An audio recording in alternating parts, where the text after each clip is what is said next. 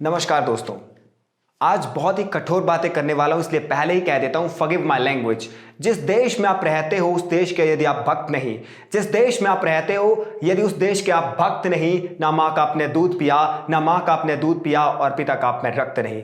दोस्तों, मेरी भी एक ऐसी ख्वाहिश है, मेरी भी एक ऐसी ख्वाहिश है कि मेरी जिंदगी में भी ऐसा कोई मुकाम आए, मेरी जिंदगी में भी ऐसा कोई मुकाम आए, मेरी भी जिंदगी मेरे देश के काम आए, मेरी भी जिंदगी मेरे देश के काम आए। ना खौफ है मौत का, ना खौफ है मौत का, ना आरज़ू है जन्नत की, ना खौफ है मौत का, ना आरज़ू है जन्नत की। जब भी शहीदों का जिक्र हो मेरा भी नाम आए, मेरा भी नाम आए।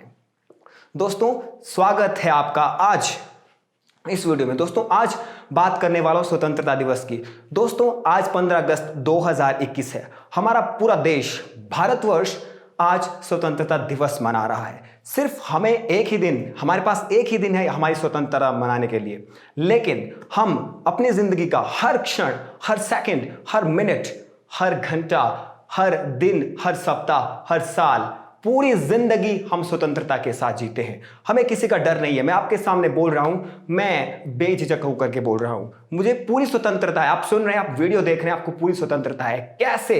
दोस्तों, हमारे लिए स्वतंत्रता अनमोल है, इट्स प्राइसलेस। दोस्तों, इस स्वतंत्रता को पाने के लिए लोगों ने अपनी जिंदगियां दांव पर लगा दी है, अपनी पूरी जिंदगी अपने देश को दे दी है।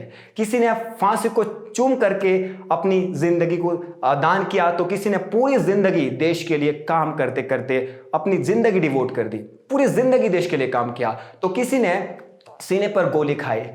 दोस्तों, मैं बात कर रहा हूं भारत के भगवानों की। ये भारत के भगवान कौन है? जिन्होंने हमें स्वतंत्रता दिलवाई। मैं बात कर रहा हूं उन लोगों की जिन्हें स्वतंत्रता दिलाने के लिए अपनी पूरी जिंदगी अपने देश के नाम कर दी। मैं बात कर रहा हूं स्वतंत्रता सेनानियों की, जैसे महात्मा गांधी, भगत सिंह, राजगुरु, सुखदेव, बटुकेश्वर दत्त, मंगल पांडे, रानी लक्ष्मीबाई। कौन नहीं था? दोस्तों, ये कुछ ऐसे लोग थे जिन्होंने सीने पर गोली खाई है। क्या कहते थे? हमें जरूरत नहीं है बुलेट प्रूफ जैकेट्स की, हमें जरूरत नहीं है बुलेट प्रूफ जैकेट्स की, हम सीने पे गोली खाएंगे, हम सीने पे गोली खाएंगे, मर भी गए तो क्या होगा? अपने ही देश की मिट्टी के काम आएंगे। ऐसे थे इनके, ऐसा था इनका स्वभाव, ऐसे एग्रेशन से भरे हुए थे। ये देशभक्ति ना कूट कूट के अंदर इनके भरी हुई थी। बात करते हैं महात्मा गांधी जी की। महात्मा गांधी क्या बोले? एक थप्पड़ मारोगे तो दूसरा गाल करते थे आगे, राइट? महात्मा गांधी जी क्या बोले? जब अंग्रेजों ने ट्रेन से बाहर फेंक दिया, धक्का दे दिया ट्रेन से बाहर साउथ अफ्रीका में, तो क्या बोले? आपने मुझे, तुम लोगों ने मुझे ट्रेन से बाहर फेंका, come back to my country, I will throw you out of my country. मैं तुम्हें कंट्री से बाहर कर दूंगा। ऐसा ही किया भी।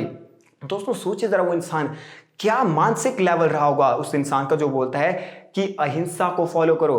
कैसे कर सकता है कोई इंसान यार ऐसा? वो बहुत ही ऊंचे लेवल की सोच रखता होगा। डेफिनेटली वही मैं कह रहा हूं कि बहुत ऊंचे लेवल के इंसान थे। Those were abnormal people. Normal इंसान ऐसा नहीं सोच सकता है, नॉर्मल इंसान ऐसा कर ही नहीं सकता है, राइट?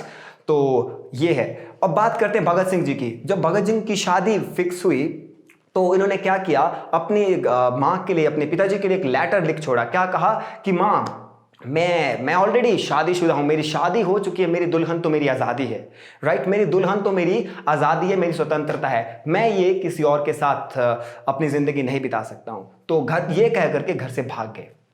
कमाल है, कमाल है मतलब, राइट? बात करते हैं इनके दूसरे कारनामे की। जब छोटे थे तो पिताजी को हल चलाते हुए देख लिया खेत में, तो क्या कहने लगे? पिताजी आप क्या कर रहे हो? तो पिताजी ने कहा, मैं तो बीज बो रहा हूं, कल दिन को बहुत सारी हमारी जो फसल है वो ऊंची, हमारी जो फसल है वो ठीक ठाक लहराएगी, ज्यादा फसल हमारी होगी। तो ये क्या करने लगे? मिट्टी में बंदूक बो दी और क्या कहा कि मैं इससे अंग्रेजों को मारूंगा, कल दिन को बहुत हथियार होंगे तो मैं अंग्रेजों को मारूंगा, मेरे पास बहुत हथियार हो जाएंगे। जब अंग्रेजी सरकार ने इनके ऊपर लाठियां बरसाई, अत्याचार किए, ये क्या बोले? ये जख्म नहीं, ये तो फूल के गुच्छे हैं, ये जख्म नहीं, ये तो फूल के गुच्छे हैं, हमें पागल ही रहने दो, हमें पागल ही अच्छे हैं। सोचो क्या कमाल के थे। जब फांसी लेने की बारी आई तो अंग्रेज सोचते हैं कि हमने इसे फांसी दी है, हमने भगत सिंह को फांसी दी है। दरअसल ये झूठ है। इन लोगों ने फांसी खुद ली है, वरना किसी भी इंसान में, किसी भी ब्रिटिशर्स में स्पेसिफिकली इतनी ताकत नहीं थी कि वो इन्हें इनकी मर्जी के खिलाफ फांसी दे सकता था। इन लोगों ने फांसी खुद ली है, वरना उनकी मजाल नहीं थी, राइट?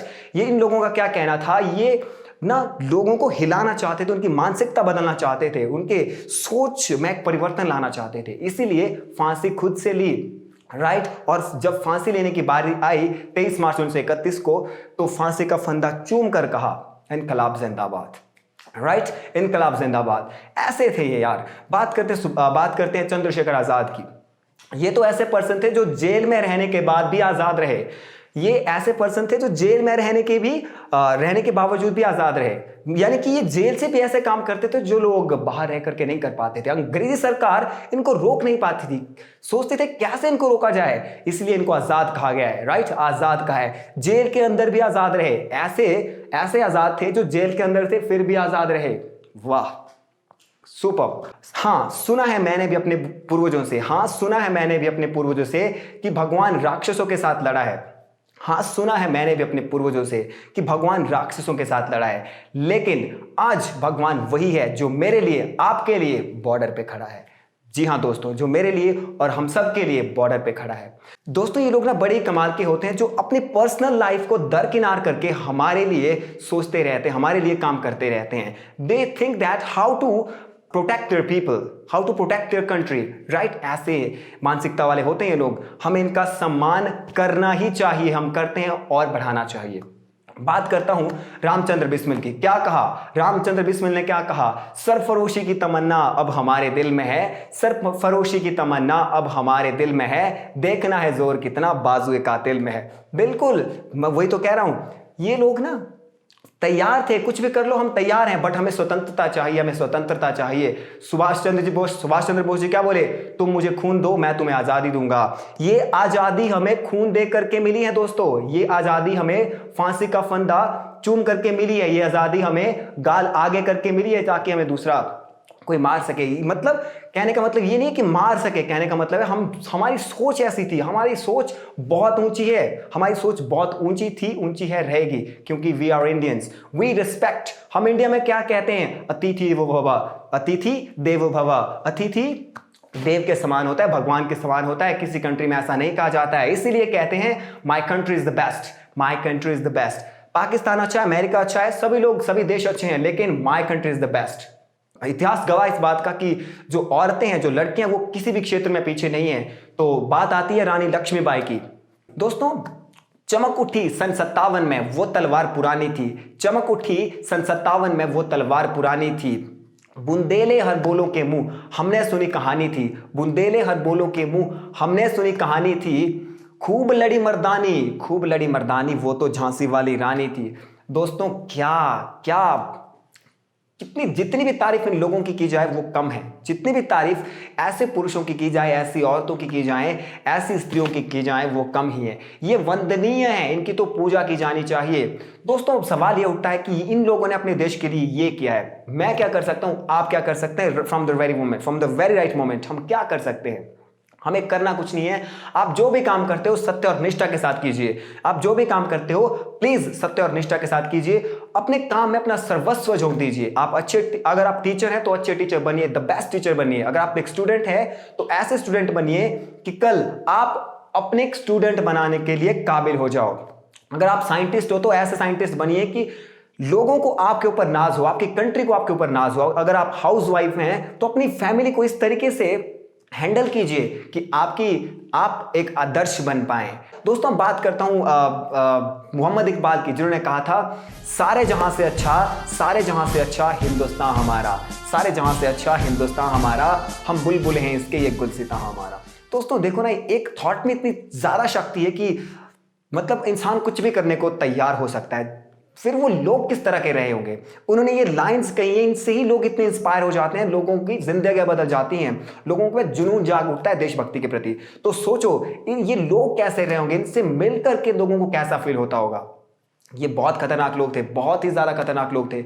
इनकी मानसिकता ही इनका सबूत था, इनका एटीट्यूड इनकी मानसिकता को बता देता था। राइट, ये मतलब ऐसे लोग थे जिनसे कोई एक बार मिल ले, वो देशभक्ति उसके अंदर जागे ना, ऐसा इंपॉसिबल था। दोस्तों, इंग्लिश से जुड़ा हूं तो इसलिए इंग्लिश के बारे में कुछ कहना चाहता हूं। दोस्तों, अक्सर लोग कहते हैं कि हम तो इंडियंस हैं, why should we use English?